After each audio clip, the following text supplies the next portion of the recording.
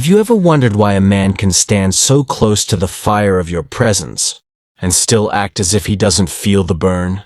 Why he lingers in your orbit, his eyes betraying depths he refuses to speak aloud. Yet he denies, deflects, disappears when it matters most? It is not always cruelty that silences a man, nor indifference that binds his tongue. Sometimes it is fear, ancient, bone-deep, ancestral. The kind of fear born not just from his life, but from the echoes of every man before him who dared to love and was undone by it. The first sign is this. Sign number 1. The torn mask. He gives you mixed signals. He is both the pursuer and the retreating shadow. One moment, you are the sun he cannot stop orbiting. The next, you are a mirror he cannot bear to look into. His warmth is real, but so is the cold that follows it. You feel it like a tide, rising affection, then sudden withdrawal. But this inconsistency is not a game. It is a fracture, a rupture within him where desire and dread wrestle like mythic beasts. He feels the pull of you, the magnetic draw of your essence, your beauty, your strength. But he also feels the pull of his own undoing. In the deep unconscious, where Carl Jung mapped the architecture of the soul, this man is confronting his anima, the feminine within him, projected outward onto you. He sees not just a woman, but a part of himself he has not yet made peace with, and that terrifies him. For to love you fully, he would have to meet her, and her power would shatter the fragile walls he built to survive boyhood. So he runs, and then returns, and runs again, and still you stay. You wait, you ache, but know this. His inconsistency is a signal flare, not of deception but of fear, and still he watches you, not with the eyes of the flesh, but with the eyes of the soul. Sign number 2, the silent magnetism. He finds excuses to be near you. He will not say it. He may never say it, but he wants to be near you. He'll linger just a moment longer in shared spaces, invent reasons to call, send messages that don't really say anything, but mean everything. Just checking in. Thought you'd like this. He builds proximity while pretending it's casual. And yet beneath the mundane is a pulse of longing that he cannot quite subdue. Like a boy peeking through the hedges at a world too big and beautiful to claim. He fears if he steps into it, he will be consumed. So he settles for nearness. Not intimacy. Not ownership. Not confession. Just nearness. And you, goddess that you are, feel the tension of that gravitational pull. You sense it in the way he leans slightly closer than he should, the way his energy sharpens when you speak, the way his eyes scan your mouth when you laugh, but he pretends none of it is real. He lies to himself so well he almost believes it, almost. This is the dance of the unconscious. He cannot yet integrate what he desires, so he cloaks it in routine, pretends it's harmless, trivial, but every time he's near, he's revealing a secret. That your presence is not just wanted, it's needed. And still you wonder, why won't he say it? Sign number 3, the quiet wound. He gets jealous. Watch closely, and you will see it. The flash of darkness when you mention another man. He'll smile perhaps. He'll nod. He'll say, "That's cool," with a voice that doesn't quite match the tension in his shoulders. But his body tells the truth. Jealousy is not always loud. Sometimes it's a shift in posture, a sudden change of subject, a silence that wasn't there before. He doesn't believe he has the right to feel it. He hasn't earned the intimacy to protect what he hasn't claimed, but the ache of it lives in his shadow, curled like a serpent. Jung taught us that the shadow holds the parts of us we refuse to acknowledge, but it also holds our gold, and in his shadow lives the unspoken truth. He wants to matter to you. He wants to be the one. But to say so? That would mean risking rejection. Worse, it would mean vulnerability. And for the man who has built his identity around control, vulnerability is death. So instead he says nothing. He smiles politely while internally bleeding from the sting of your freedom. And you, beautiful, intuitive, feel it like a shift in the wind. You sense the rage he won't name, the desire he can't suppress. You are the mirror he both craves and fears. Sign number 4, the uncrossed. Threshold. He avoids conversations about love or relationships. There is a moment, subtle, almost imperceptible, when the conversation veers toward the edge of emotional depth, and he pulls back. Like a soldier who knows the terrain too well, he avoids the battlefield of feelings with practiced ease. You might bring up love in passing, or mention the way someone you know is falling. And he nods, deflects, makes a joke, or redirects the dialogue into safe, sterile ground. This is no accident. The moment love becomes language, it becomes real. And real things cannot be controlled. Real things can break you. So he stays in the realm of the theoretical, the abstract, the unsaid. To speak of love would be to open the door to his own emotional exile. The place within him where affection, longing, and heartbreak were once devoured by the cold jaws of rejection. Or worse, indifference. For many men, especially those raised in emotional scarcity, love feels like a test they were never prepared to take. He is not afraid of you. He is afraid of what loving you would demand from him. Because to love you would require him to lay down the armor. And beneath that armor lies not only fear, but shame. The shame of never having been enough. Of not knowing how to give what you deserve. Of wanting to be chosen, but fearing he never will be. So he stays silent. And still, you feel the way his energy shifts when the subject appears. You notice how he watches your lips form words he dare not echo. You sense the tension in his jaw, the retreat in his eyes, the subtle discomfort that follows your courage. He hears your truth. He just cannot yet meet it. But that does not mean he doesn't feel. It means he feels too much. And to feel that deeply would destroy the fragile equilibrium he's worked so hard to maintain. He is not emotionally unavailable. He is emotionally unprocessed.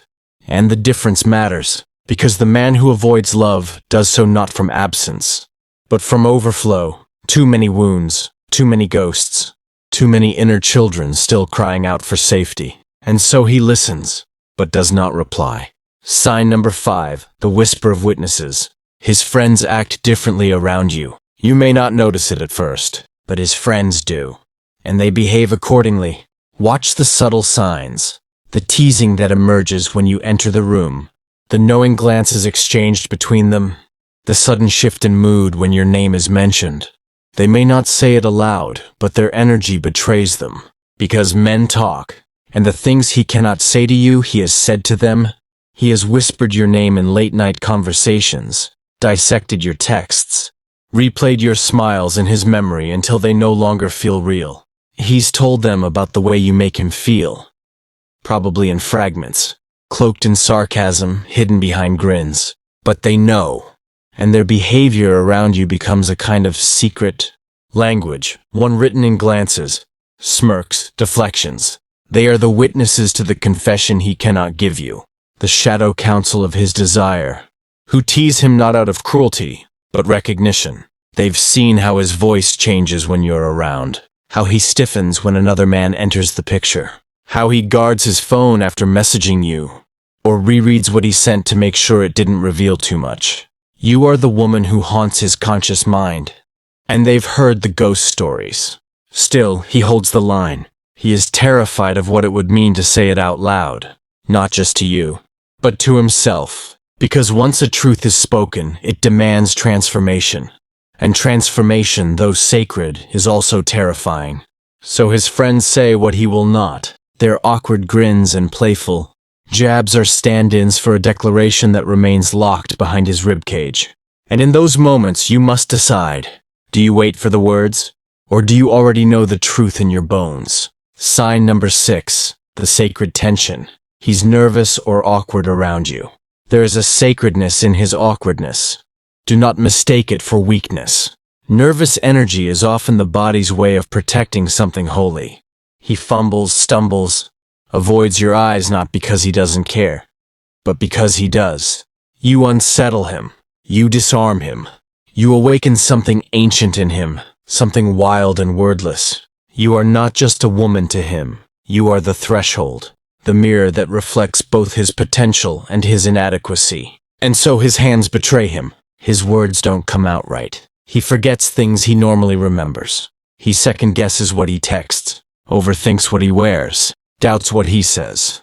This is not the man the world knows. Out there he's composed, confident, capable, but with you, his ego fractures, and in its place emerges something far more honest. The boy who wanted to be seen and never was. With you, he doesn't get to perform. He has to feel, and that terrifies him. So he becomes awkward, timid.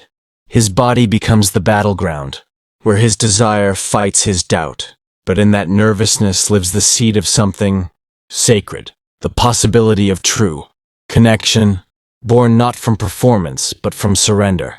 And if you see him, truly see him, you may find that behind every awkward gesture is a soul trying to gather the courage to speak, to name what he feels, to risk the fall. He senses the enormity of the moment even when he can't articulate it. The weight of your presence, the possibility of emotional exposure, the mirror of your eyes reflecting parts of himself he's kept buried in the dark. And that is the essence of individuation, the painful, exquisite process of confronting the shadow and becoming whole. In you, he sees his completion, and yet the very sight of it threatens to dismantle the ego identity he has spent years constructing. He is terrified of being seen, not because he doesn't want it, but because he fears what will be revealed. You do not merely evoke lust, you awaken something primal and ancient, something his soul remembers even if his mind cannot name it. A longing for reunion with the sacred feminine, the lost self, the archetypal beloved, who was taken from him the moment he was taught that emotions were weakness and vulnerability was shame. So now he stands at the edge, not of romance, but of transformation. And what appears as nervousness, awkwardness, silence, or withdrawal is the soul's trembling before the descent. This descent, this inner death, is where love begins. But to cross that threshold requires courage most men were never taught to possess. The courage to let go of who they were, to be broken open, to love not with dominance but devotion, not with power but presence. For many men, this love feels too costly, too revealing. And so they stall, they hover, they get close, but not close enough to fall. And you, divine in your wisdom, are left wondering, is this confusion? Is this deception? Or is it fear masquerading as restraint? The truth is, he is afraid of you. Not because you're cruel or complicated, but because you are real. You are the embodiment of the one thing he cannot control. And here lies the paradox. The very thing that terrifies him is also what draws him in. You are not just a woman. You are a mirror of his higher self. A reflection of the life he could live if he chose to be fully alive. But he must choose. You cannot drag him to the altar of emotional truth. You cannot bleed for him. You cannot hold space for someone who refuses to show up with honesty. And so many women, radiant, powerful, sacred, waste their years waiting for a man to find the courage he never cultivated. But that is not your path. You are not here to carry someone else's transformation on your back. You are here to become, to ascend, to remember that the kind of love you are worthy of does not hide. It does not play in the shadows. It does not disappear when things get real. The kind of love that is worthy of you stands boldly in the light. You are not a mystery to be solved. You are a temple to be revered. Let his fear be a teacher, not a prison. Let his silence remind you of the sound of your own voice. Let his avoidance push you deeper into your own presence. Because while he is trapped in hesitation, you are being called to clarity. You are not here to chase truth in someone else's silence. You are here to embody it. And when he watches you rise into your wholeness, your freedom, your divine knowing, he will feel the loss, not of possession, but of potential. The potential of what could have been had he chosen courage over comfort. But by then, you will not be waiting. You will be walking, not away from him, but toward yourself. The self that does not beg, the self that does not plead, the self that does not shapeshift to fit inside someone else's fear. Because this is your initiation, not into his world, but into your own sovereignty. The moment you realize that love is not about being chosen, it's about choosing. And the first choice must always be you. There is a moment in every woman's journey when she realizes his silence is not a mystery to decode, but a message to receive. And the message is this: he is not ready. Not for you. Not for the weight of your gaze. Not for the truth you carry effortlessly in your bones. To love a woman who sees clearly is to surrender all illusions. She becomes the torch in the cave, illuminating every falsehood, every masked desire, every unhealed bruise. And for the man who has never done his shadow work, that light burns like holy fire. You did not ask for this power, but it lives in you, and he feels it. That's why he stalls, dances, flirts with depth, but recoils before the plunge. Because somewhere in his psyche, he knows, once he gives in, he will not emerge the same. He senses what the Stoics knew, that true love is not comfort, but clarity. Not indulgence, but responsibility. Marcus Aurelius wrote, "Waste no more time arguing what a good man should be. Be one." But the man afraid of his feelings has not yet chosen to be. He still hides behind ego, performance, detachment, and your essence shakes the foundation of all his defenses. It's not just your beauty, it's your awareness. You see too much. You hear what he doesn't say. You feel what he won't admit. You're a woman attuned to soul signals, not just surface noise. And in your presence, he cannot perform. He can only tremble. But the tragedy is this: while he trembles, you wait. You adjust. You interpret. You carry the weight of possibility, hoping it becomes presence. Hoping he'll reach through the fog of his fear and speak the thing your intuition already knows. But hope in this case is not faith. It is self-abandonment in disguise. Because when a woman sees the signs, and sees them clearly, and still chooses to wait, to minimize, to rationalize, she begins to betray the divine in herself. There is no greater tragedy than a powerful woman making herself small to fit into a man's emotional absence. He does not yet know how to love you, not because he's incapable, but because he hasn't chosen the path of inner alchemy. He has not met his shadow. He has not buried his ego. He has not surrendered his armor. He is still ruled by the voice that tells him, you must not need her. You must not feel too much. You must stay safe. And that voice is ancient. It belongs not only to his father, but to every man before him who was taught that emotion is a wound, that softness is danger, that love is control or loss. You are not just facing his hesitation. You are facing a lineage. But you are not here to fix it. You are here to break it. By refusing to betray your knowing. By seeing his fear and not rescuing him from it. By feeling his mixed signals and not begging for clarity. By hearing the silence and answering it with your own. Not as punishment, but as protection. Because what would happen if you stopped waiting for him to become brave, and became brave enough to let him go? What if you stopped trying to make sense of his feelings, and started honoring your own? What if you stopped interpreting his signals, and simply read the message they're already screaming? He's not ready for the woman you've become. Not because you're too much, but because you're too true, and the world has not yet taught him how to hold truth without breaking. But you are no longer a woman who breaks herself for love. You have journeyed through too much shadow, too much silence, too much soul to be shattered by someone else's indecision. You were not born to be a waiting room for someone else's healing. You were born to be the whole house, the altar, the flame, and the man who wants to stand in your light must first walk through his own darkness. Somewhere deep in the marrow of your being, you already knew this moment would come. The moment where knowing becomes unbearable. The moment where his inability to speak truth becomes louder than his presence. And now you stand at the threshold, not of his confession, but of your reclamation. Because when a woman awakens to her own worth, something irreversible happens. Her waiting ends. Her questions stop. Her longing dissolves into clarity. She no longer asks, why won't he say how he feels? She begins to ask, why did I need him to? This is the shift, the sacred pivot from projection to power. The moment Jung spoke of when the soul, long entangled in illusion, reclaims its fragments and becomes whole. For so long you were reaching for something. His hand, his voice, his confirmation. But what if that reaching was never about him? What if it was your younger self, still aching for the parent who withheld affection, for the friend who betrayed you, for the teacher who overlooked you, now replaying her trauma through the face of a man too scared to love you?